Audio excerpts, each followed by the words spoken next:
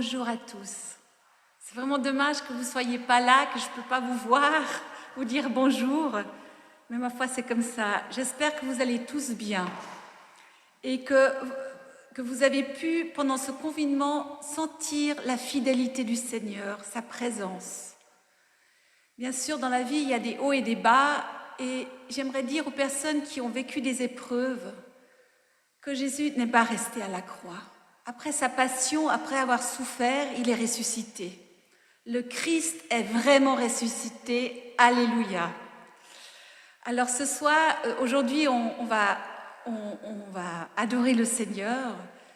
Et ce serait peut-être important de nous partager vos commentaires si vous avez envie qu'on refasse cette expérience-là. Alors aujourd'hui, on va commencer avec, bien sûr, des chants que vous connaissez. Ensuite, frère Claude va faire une petite exhortation et ensuite, il va exposer le Saint-Sacrement et on va adorer Jésus tous ensemble. Je remercie le groupe de musique, une partie du groupe de musique qui est là, Marco. Et je demande au Seigneur vraiment d'ouvrir grand notre cœur pour qu'on puisse vraiment recevoir toutes les bénédictions que le Seigneur a préparées pour nous aujourd'hui. Et pour finir, j'aimerais finir avec un verset du psaume 133, parce que je pense que ce qui m'a, en tout cas moi, le plus manqué, une des choses qui m'a le plus manqué, c'est la communion fraternelle. C'est de pouvoir louer avec vous tous le Seigneur. Et j'aimerais finir avec ce psaume 133 qui dit « Oh, qu'il est agréable, qu'il est doux pour des frères de demeurer ensemble. » Que le Seigneur vous bénisse.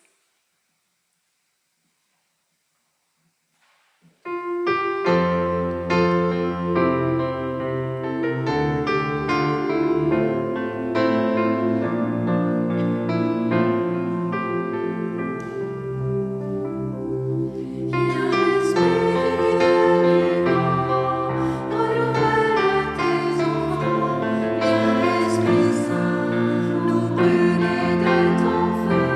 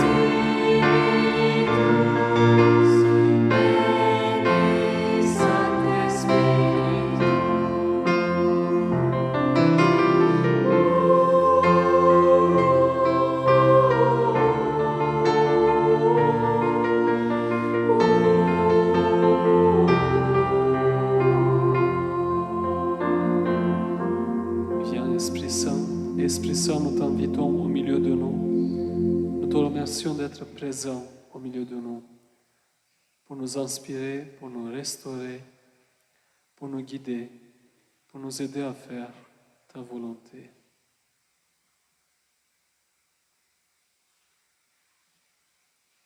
Merci Seigneur Jésus d'être au milieu de nous.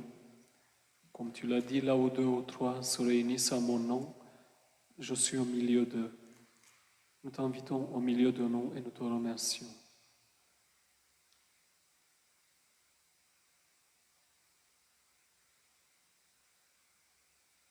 Nous voulons chanter ensemble, Seigneur, cette joie de la résurrection.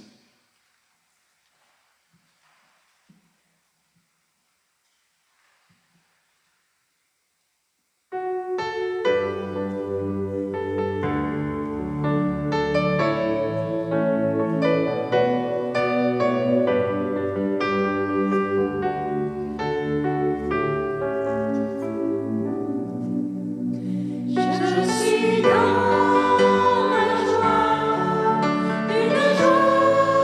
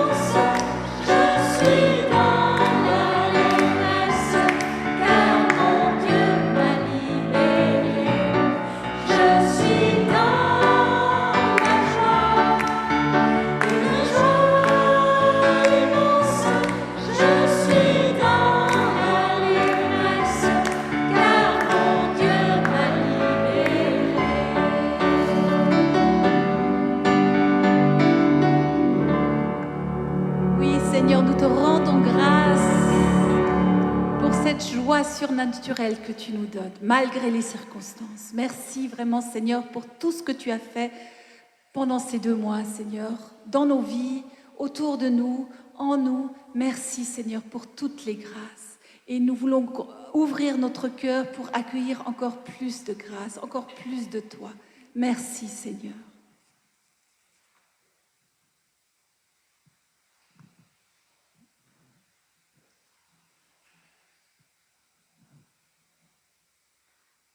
Lecture du livre des Actes des Apôtres.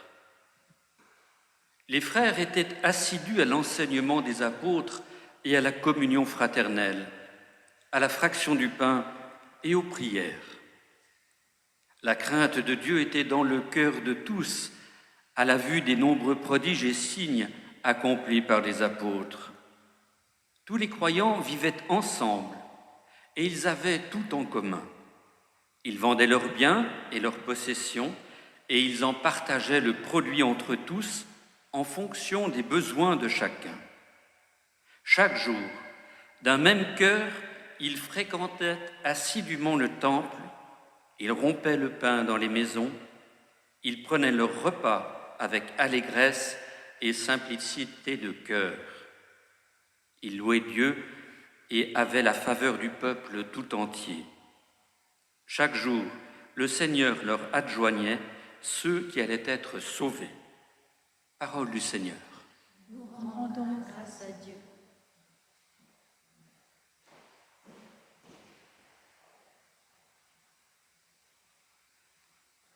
Vous pouvez vous asseoir.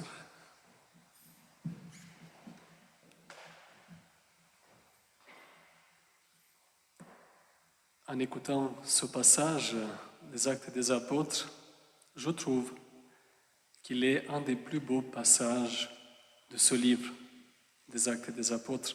Bien sûr, après le passage de la Pentecôte qui se trouve dans le même chapitre 2. Alors dans ce passage, s'il faut résumer, nous trouvons un peu l'image de la première communauté des chrétiens. Et nous trouvons cette communauté où tous vivaient ensemble, ils partageaient tout ensemble, ils avaient un très grand amour fraternel les uns pour les autres, il y avait une très grande unité entre eux, comme un seul cœur, comme on trouve dans ce passage. Et en plus de cet amour fraternel, cette unité, dans cette communauté, les frères et les sœurs, ils étaient assidus, comme on trouve le mot, assidus à la fraction du pain, donc à l'Eucharistie, à écouter les enseignements des apôtres, donc ils écoutaient les enseignements, et à la prière. Voilà, une petite synthèse de la première communauté des chrétiens. Nous pouvons dire que c'est un petit peu l'image de la communauté modèle, de la communauté un peu idéale, si vous voulez. Bien sûr, si nous lisons un petit peu les Actes des Apôtres à la suite, nous verrons qu'au fur et à mesure que le nombre des chrétiens augmente, aussi il y a des problèmes à résoudre. Mais restons sur cette image de cette communauté modèle. En écoutant justement comment la première communauté des chrétiens était organisée, peut-être que nous aussi, nous aimerions que nos communautés des chrétiens d'aujourd'hui, nos communautés paroissiales ou nos groupes de prière, qu'ils soient aussi pareils. Nous aimerions peut-être que dans nos groupes de prière, il y a déjà l'unité, qui n'est pas la division, qu'il y a l'amour fraternel, donc pas la jalousie ou d'autres sentiments négatifs. Nous aimerions peut-être plus que les gens partagent un peu plus, qu'il y a moins d'égoïsme. Nous aimerions que les gens participent plus à la prière et d'une manière plus vivante, plus active. Voilà, nous aimerions un petit peu retrouver dans nos communautés cette image de cette première communauté des chrétiens. Alors cette image de la première communauté des chrétiens, elle est restée toujours un peu le modèle pour beaucoup des chrétiens au cours de l'histoire de l'Église. Pendant 2000 ans, beaucoup de laïcs, des prêtres, des religieux, des fondateurs de communautés, des ordres religieux ou des groupes de prière sont inspirés de ce modèle pour fonder de nouvelles communautés, où ils ont eu au moins ce désir. Ils ont essayé, que ce soit dans des monastères ou dans des communautés, justement, de vivre quelque chose de ce qui vivaient les premiers chrétiens dans cette communauté. Alors, si nous revenons à cette image, à cette communauté primaire, comme on l'appelle, bien sûr qu'on comprend bien que la communauté ne s'est pas constituée en quelques jours. Il a fallu quelque chose avant. Il a fallu des événements, des moments. Il a fallu quelques piliers peut-être pour fonder cette communauté. Donc il y a eu quelque chose avant. La communauté n'est pas tombée comme ça, parfaite, du ciel, où les gens sont juste rassemblés et hop, nous avons une belle communauté. Il a fallu une préparation. Il a fallu des étapes pour y arriver.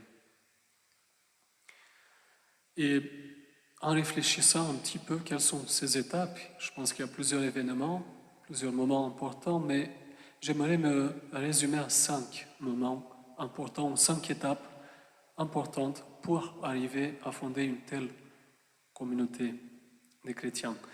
Avant de donner ces 5 moments, j'aimerais d'abord faire une petite parenthèse. Quand nous parlons de cette communauté, on l'appelle la communauté des premiers chrétiens. Mais à l'époque, on n'appelait pas chrétiens ceux qui croyaient en Jésus. Au début, tous ceux qui croyaient en Jésus, tous ceux qui ont suivi Jésus et ceux qui écoutaient les enseignements des apôtres, qui se convertissaient, on les appelait tout simplement disciples, disciples de Jésus. C'est un peu plus tard, quelques années plus tard, dans la communauté d'Antioche de Syrie, où il y avait Saint Paul et Saint Barnabé, c'est dans cette communauté que pour la première fois on les a appelés chrétiens, ce nom il vient de Christ, celui qui a reçu l'onction, donc ceux qui reçoivent l'onction de l'Esprit Saint. Pourquoi je fais cette remarque? Parce que je considère que ces 5 moments dont je vais parler tout à l'heure sont des moments qui correspondent justement à la vie de chaque disciple de Jésus. Ce sont des étapes importantes dans la vie de disciple de Jésus, donc dans la vie de chaque chrétien qui veut vivre d'une manière plus intense, beaucoup plus vivante, sa foi. Alors, quels sont ces 5 moments? Tout commence bien sûr avec Jésus, avec sa mission publique. Tout au début de sa mission publique, Jésus, il passe au bord du lac, comme nous pouvons entendre dans l'évangile selon saint Matthieu, au chapitre 4 que j'ai pris. Comme il marchait le long de la mer de Galilée, il vit 2 frères, Simon, appelé Pierre, et son frère André. Jésus leur dit, « Venez à ma suite, et je vous ferai pécheurs d'hommes. » Aussitôt, laissant leur filet, ils le suivirent. Donc la première étape, c'est l'appel. L'appel, il est très important. Jésus qui appelle. Bien sûr, cet appel n'est pas une seule fois dans notre vie. Il y a un appel très important, peut-être tout au début, mais cet appel, il est quotidien. Chaque jour, Jésus nous appelle à renouveler notre cœur, à nous renouveler dans la prière, notre relation avec lui, avec les autres. Donc, l'appel. Et après, chacun est libre de répondre oui ou non à l'appel de Jésus. Et nos disciples ont répondu oui, ont suivi. Une deuxième étape, c'est demeurer avec Jésus.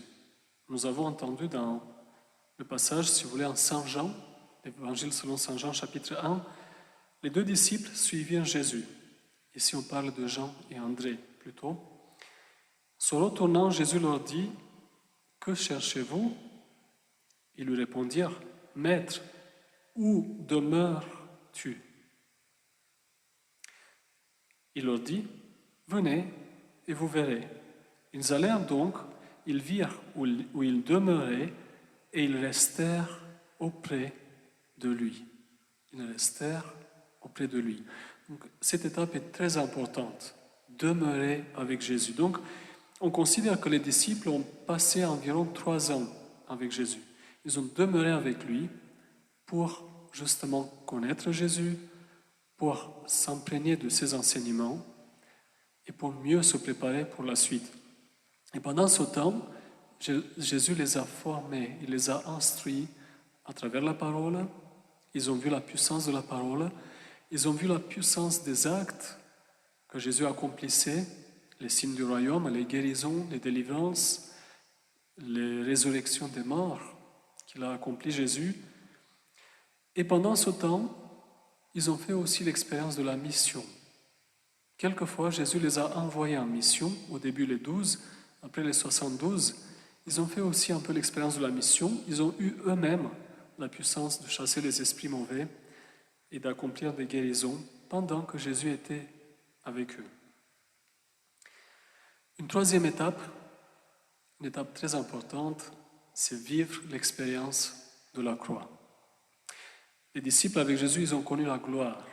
Ils ont vu que les esprits même, ils étaient soumis à leur parole. Mais cette fois-ci, ils vont faire l'expérience de la passion, de la mort de Jésus sur la croix. Mais ils vont vivre aussi l'expérience de la joie de la résurrection. Le moment de la passion et de la croix, c'est le moment de l'épreuve pour les disciples.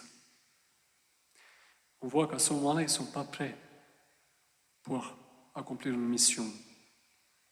Mais c'est très important, ce moment il est très important puisque les apôtres ils font l'expérience justement, et c'est ceux qui vont annoncer plus tard le kérigme, ce qu'on appelle, ou si vous voulez, la synthèse de la foi des chrétiens, Dieu qui s'est fait homme, qui s'est incarné donc parmi nous, qui a souffert pour nous, qui est mort pour nous et qui est ressuscité.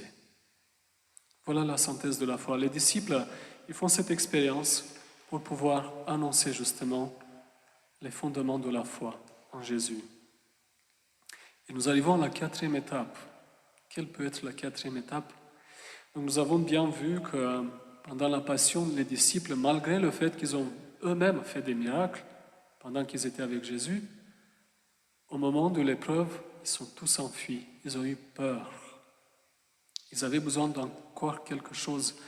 Ils avaient besoin de faire l'expérience de l'effusion ou du baptême dans l'Esprit Saint. Donc la quatrième étape, c'est justement la Pentecôte. Donc les disciples, 50 jours après Pâques, ils reçoivent l'Esprit Saint d'une manière extraordinaire.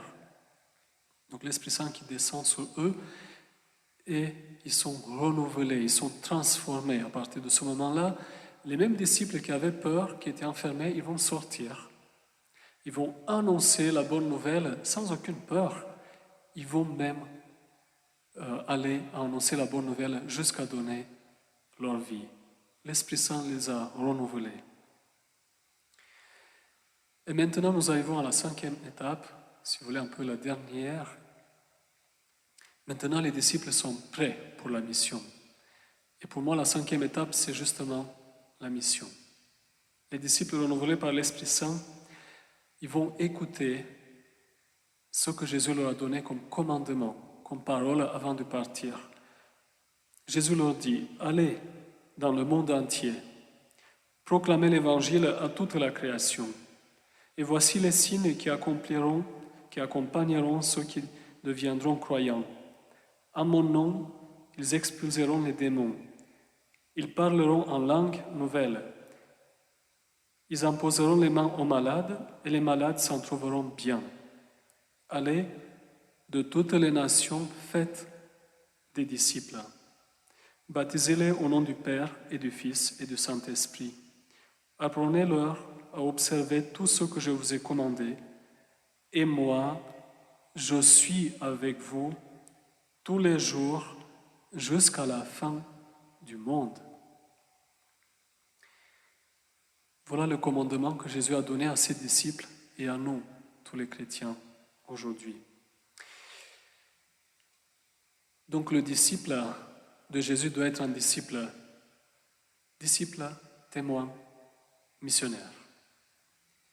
Alors, on se pose la question pourquoi je vous ai raconté tout ça. Je m'approche petit à petit de la fin.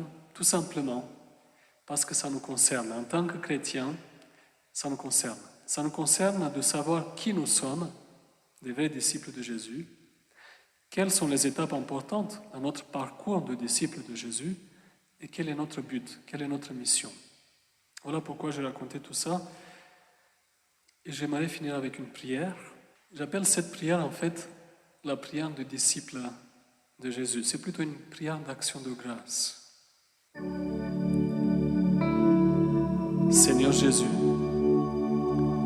comme tu l'as dit, là où 2 ou 3 se réunissent en mon nom, je suis au milieu d'eux.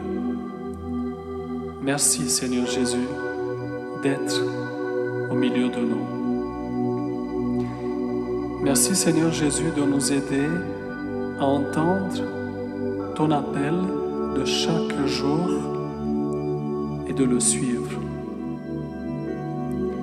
Merci Seigneur Jésus de nous aider à demeurer avec toi, à passer du temps avec toi dans la prière, dans les sacrements et la méditation de ta parole.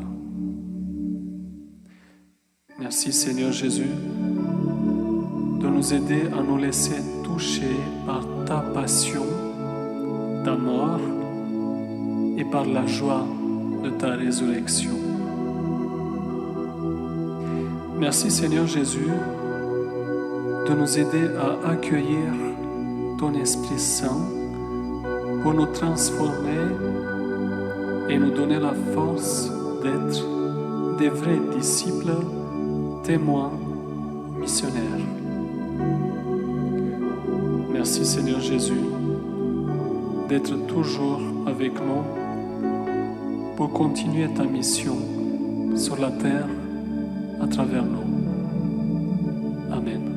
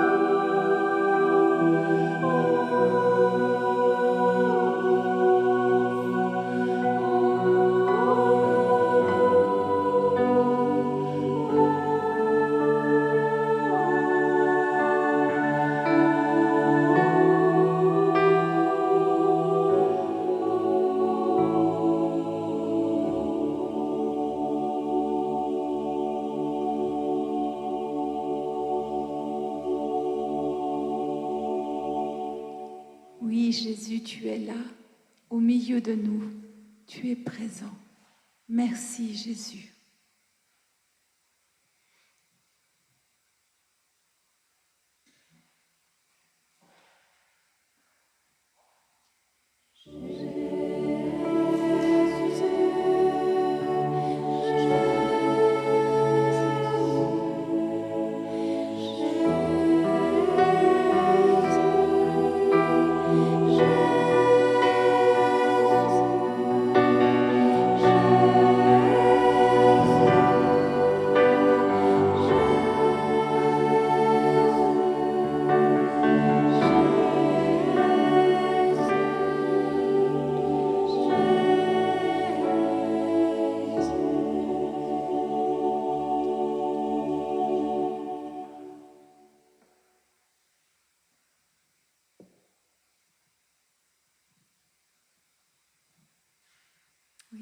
Seigneur Jésus, d'être là présent et de ne pas connaître les lois de l'espace, du temps.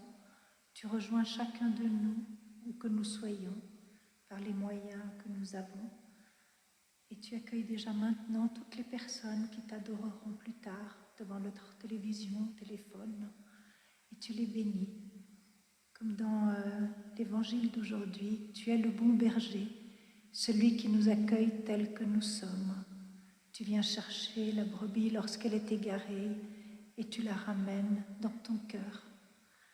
Tu viens nous visiter dans nos maladies, dans tout ce qui nous vit, pour te recevoir pleinement tel que tu te donnes à nous, en tant que Jésus d'infinie miséricorde.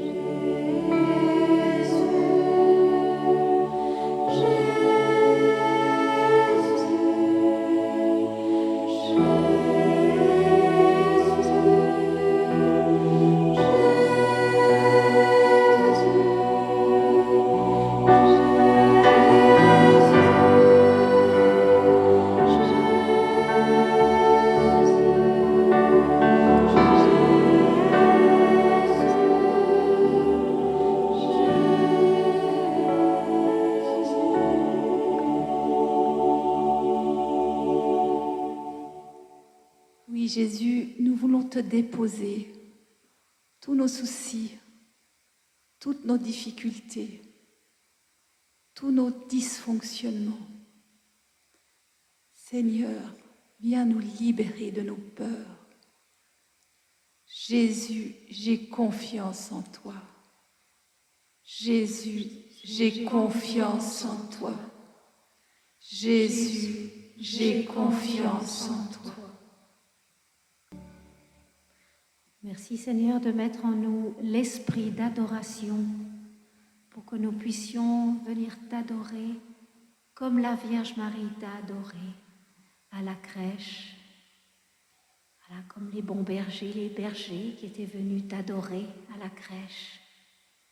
Tout simplement, que nous voulons déposer nos cœurs devant toi, nos vies devant toi.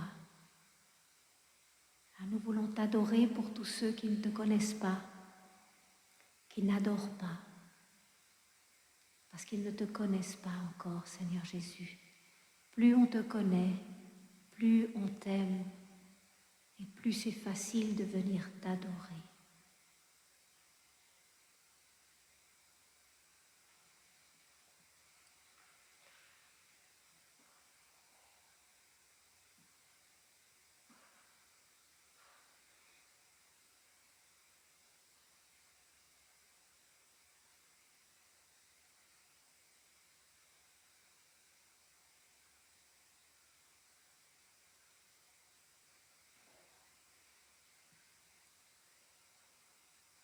Jésus, tu es vivant, tu es ressuscité, Jésus, et tu es là parmi nous. Merci, Jésus, pour ta sainte présence. Merci de visiter chaque famille à ce moment, Jésus. Tu es le roi des rois. Viens, Jésus, avec tes anges et tes saints, guérir tous les cœurs blessés, Jésus. Viens visiter aussi tous les malades, Jésus. Viens consoler leur cœur, Jésus. Jésus, tu es vivant. Tu es le même, Jésus, tu n'as pas changé. Merci pour tout ce que tu fais, Jésus. Nous voulons te dire que nous t'aimons, Jésus. Je t'aime, Jésus. Tu es tout ce que nous avons de plus précieux, Jésus. Merci, Jésus, pour tout ce que tu es. Merci de venir guérir nos cœurs, Jésus. De venir nous restaurer, Jésus.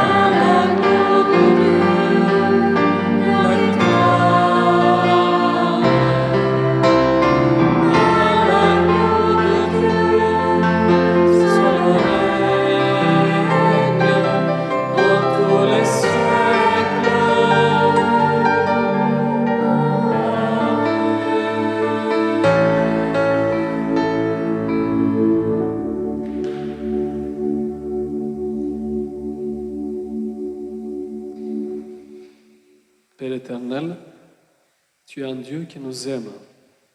Et comme tout père qui aime ses enfants, tu as préparé pour nous un héritage dans le ciel, mais aussi déjà ici sur la terre.